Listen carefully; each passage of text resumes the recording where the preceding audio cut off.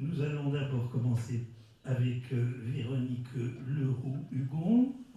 Quelques mots pour présenter Véronique Leroux-Hugon, qui est sans doute une des meilleures, est-ce qu'elle pourrait me corriger, je peux dire connaisseuse ou connaisseur du fond de l'Association pour le patrimoine autobiographique. Elle a été longtemps conservateur de la bibliothèque Charcot à la Pitié-Salpêtrière, donc le professeur Charcot, que tu n'as pas connu. Non, il est là. Mais avec quand même aussi quelques idées sur l'écriture de soi et écrire les sexualités. Je signale également que aux éditions du Mot Conduit, qui suit avec passion nos explorations de l'écriture de soi, et à partir du fond de l'association, Véronique Leroux-Hugon a réuni et présenté les lettres d'amour retrouvées. Et donc ce volume de la collection Vivre, Écrire s'intitule Amoureux. Nous sommes déjà dans le sujet. Je donne la parole à Véronique Leroux-Hugon. Merci Denis. Pour commencer, une citation extraite du dictionnaire de l'autobiographie, entrée sexualité. L'écriture de la sexualité prend un sens pour la connaissance du moi et échappe au risque de conformisme qui la guette lorsqu'elle se dépasse, se fait violence, s'arrache au moi et le révèle autant qu'il puisse être révélé dans toute sa complexité. Il me revient la lourde responsabilité de parler en premier, qui plus est d'un thème délicat à traiter. Non, il ne s'agit pas d'étudier, comme je l'ai lu, la sexualité dans les textes de l'APA. Il faudrait 3 jours de colloque au bas mot pour ne serait-ce qu'effleurer la question, mais de donner ici des exemples d'écriture de sa sexualité à travers un ensemble très large de journaux, de récits de vie. Dans ce domaine, on devine bien que la date d'écriture de ces textes et les années évoquées ont une grande importance. On écrit différemment de ces choses-là au XIXe et XXe siècle qu'au début du siècle présent, et suivant l'âge auquel on en écrit. En 2008, Anne-Claire Rebriand a traité le sujet de manière magistrale dans un livre intitulé « Intimité amoureuse, France 1920-1975 », où elle passe en revue très finement plus d'une trentaine de textes déposés à l'APA. J'ai choisi d'aborder plus modestement quelques textes déposés entre 2009 et 2023. Par discrétion, je ne citerai leurs auteurs que par leurs initiales. Je vais donc tenter de vous présenter un collage de textes, une mosaïque d'extraits pour montrer la diversité de ces écritures du sexe. On parlera de femmes, d'hommes, d'homosexualité, mais pas de LGBTQ+, ni de MeToo, simplement parce que ce vocabulaire n'apparaît jamais ou que je n'ai pas su le lire. C'est par une jeune femme née en 1930 que je vais commencer, à partir de ses journaux et de ses lettres, de 1943 à 1958, déposées en 2015. Comme Violette Leduc, Blossom Margaret Douta voue un amour passionné tant à Sartre, qu'elle appelait My Beloved, qu'à Simone de Beauvoir. Ces journaux relatent sans inhibition aucune ces amours compliqués, par exemple à 17 ans, avec un intellectuel homosexuel et ivrogne, qui lui fait passer par des affres de souffrances pimentées et d'intenses moments de plaisir auxquels elle se raccroche.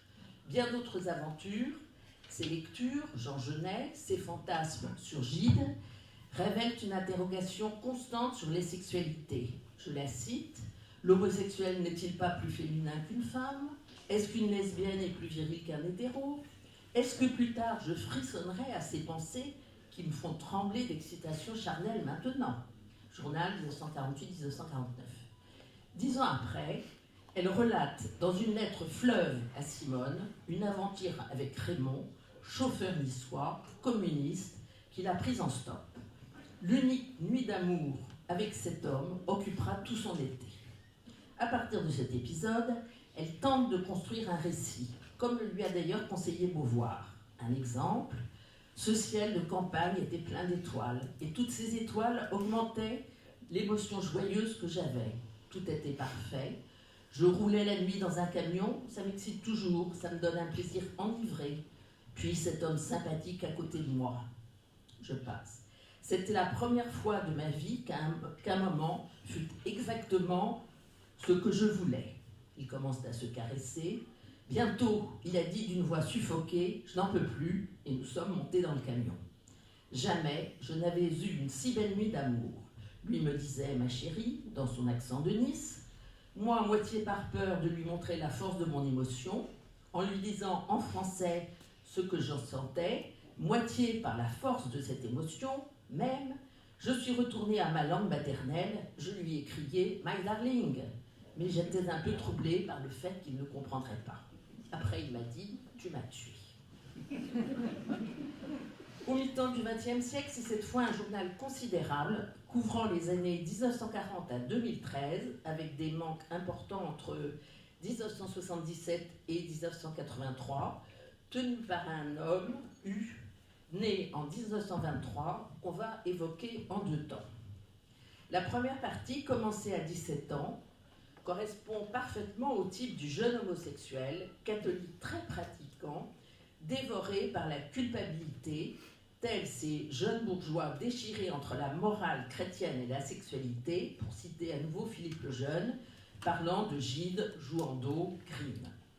Dans les aveux sexuels qu'il fait dans son journal, énonce par bribes les termes qui évoquent sa maladie. Supplice infernal, indignité méprisable, idée lubrique, impureté. On retrouve ici la condamnation de l'Église pour toute jouissance, a fortiori homosexuelle. Les Angides, il écrit en octobre 1941, c'est la première fois que j'entends parler ouvertement de pédéraste. De cette obsédante excitation des sens, il se punit en arrêtant la masturbation, récidive et en souffre à nouveau. Ainsi, le 27/4/42, voici une semaine seulement que j'ai fait mes Pâques, une semaine de continence, et je bave déjà sous la morsure lubrique de ma sensualité. Il souffre par ailleurs d'une grande solitude, les filles ne l'intéressent pas à cause de leur tournure d'esprit. Toujours tourmenté par les émois de la chair, il fait quelques rencontres sans suite et perpétuellement amoureux et malheureux. Par contre, il dédiabolise progressivement ses défaillances solitaires, devenues de simples besoins. De même, dans les décennies suivantes, il admet son homosexualité, mais souffre dans ces années où elle est stigmatisée. Il écrira plus tard « J'ai le cœur trop brouillé par tant de nuits de chasse vaine, par tant d'espoirs mornés, par la détresse de me sentir condamné, comme par un cercle magique, infranchissable à ma solitude. Moment d'angoisse, de rage impuissante, d'affolement. » On lit encore la description de l'amour passionnel que l'auteur éprouve pour R, souvent absent pourtant, ce qui autorise d'autres liaisons purement physiques. Par exemple, le 11-10-1976, « Mon désir déçu serait trop insupportable si je lui reniais les griffes et ne l'exténuais en fornication de hasard. » La description de ces ébats se fait plus précise, celle par exemple que je vous épargne très crue d'une nuit de novembre, à la fin de laquelle il conclut « Tenter hier, pour la première fois, de décrire de bout en bout, de façon aussi objective que possible, des ébats érotiques dans lesquels n'entre point en jeu l'amour-propre. » En 1976, il s'interroge aussi sur la poursuite de son journal, car trop de lacunes correspondent aux périodes les plus déterminantes et en note le déroulement continu, soit son principal intérêt.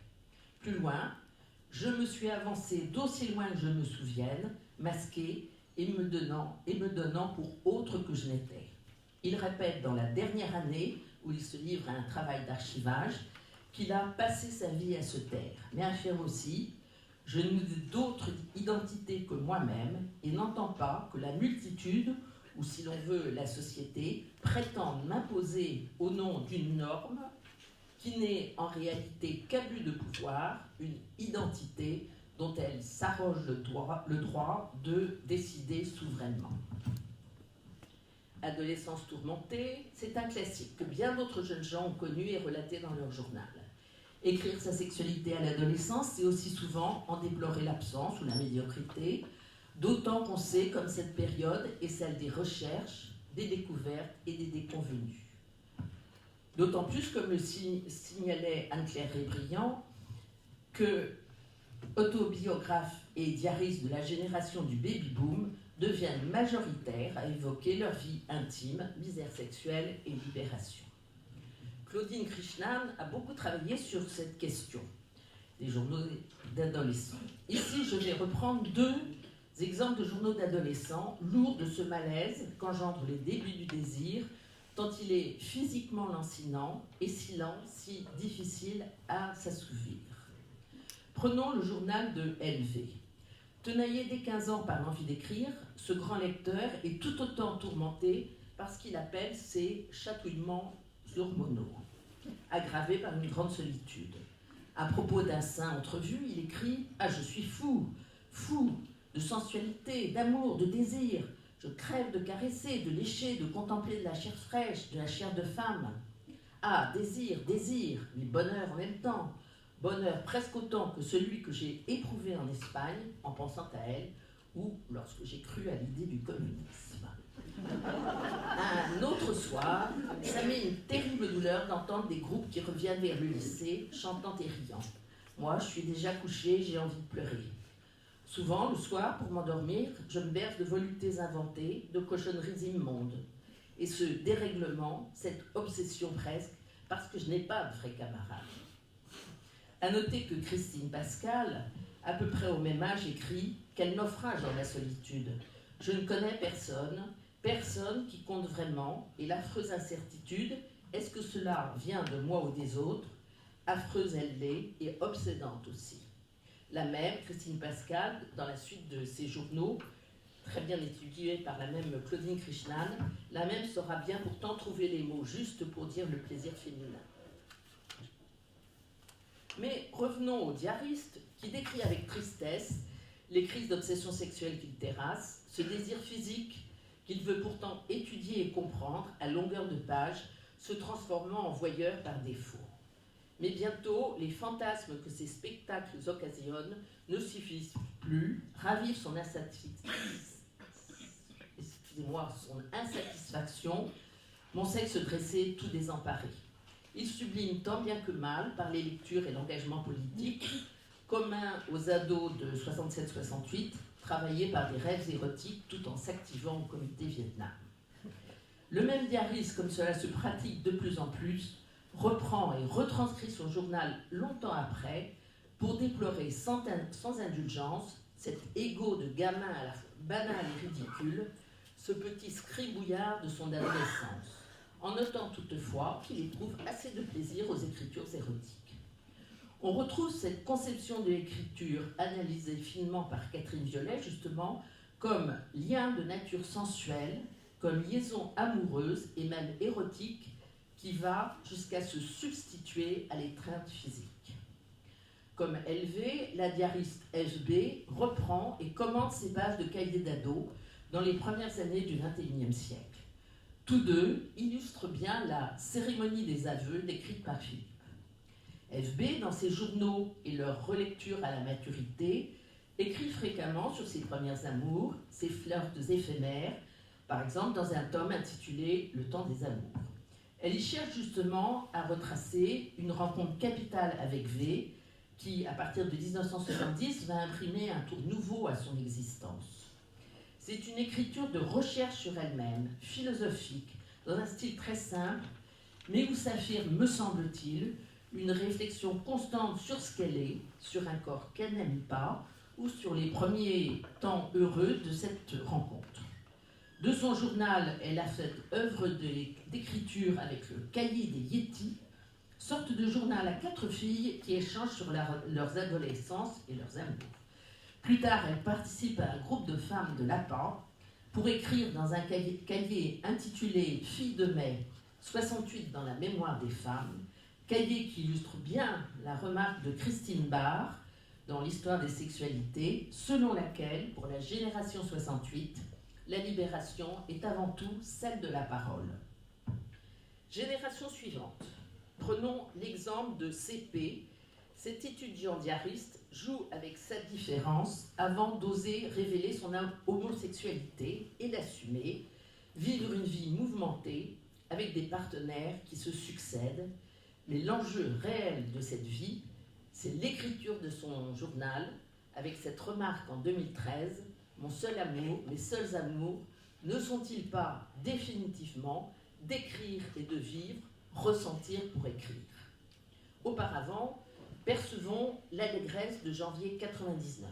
Mathieu est gay, incroyable. Il écrit plus tard, Mathieu est aussi content que moi de notre commune homosexualité.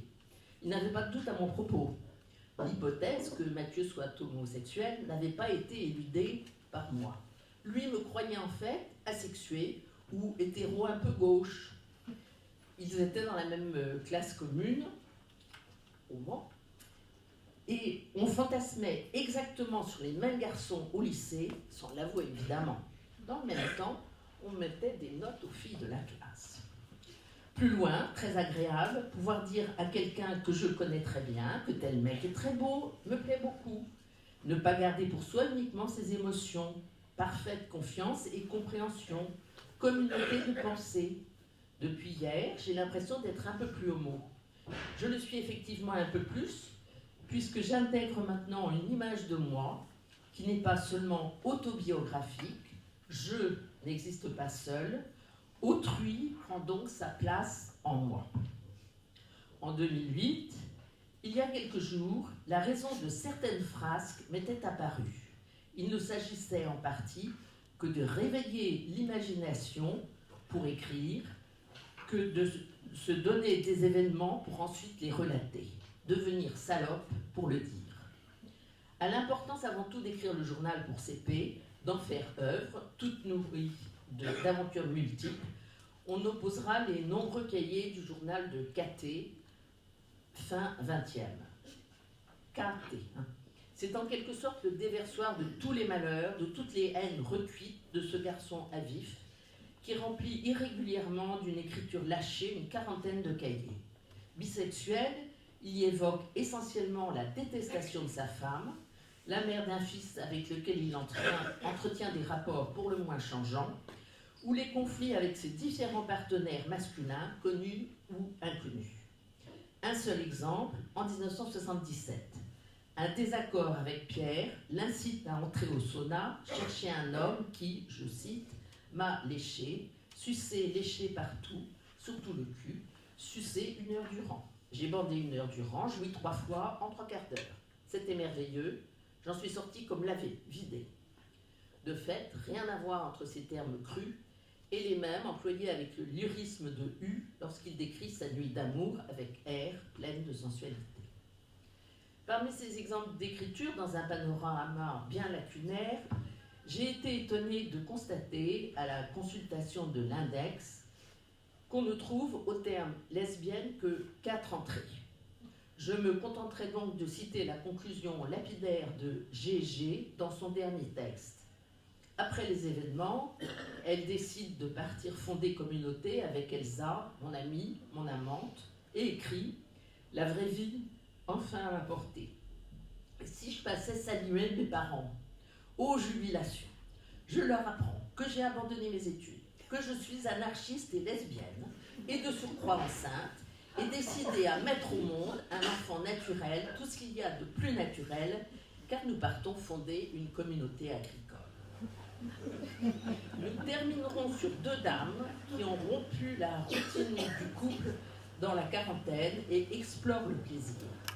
La première, douce, titre son texte, c'est tout un programme, « Je te tendresse, 3615, code amour, et entre parenthèses, un été Minitel. » Et a recopié dans un fort volume tous les échanges avec ses amis amants, rencontrés par le biais de cette ingénieuse invention des PTT.